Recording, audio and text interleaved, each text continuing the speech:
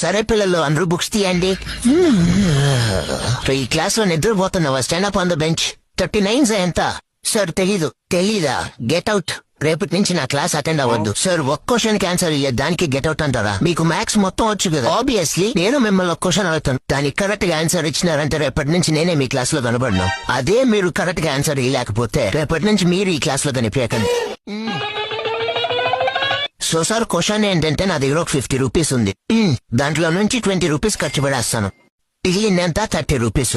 ఆ 30లో 15 రూపీస్ ఖర్చు పెడేస్తా. ఇంకా మిగిలిందంతా 15 రూపీస్. ఆ 15 రూపీస్ లో నుంచి 9 రూపీస్ ఖర్చు పెడతాను. 9 రూపీస్. మిగిలిందంతా 6 రూపీస్. ఆయన 6 రూపీస్ లో నుంచి 6 రూపీస్ ఖర్చు పెడేస్తాను. ఇంకా మిగిలినంత 0 రూపీస్. కానీ దీన్ని టోటల్ చేస్తూ అంటే 50 వస్తుంది.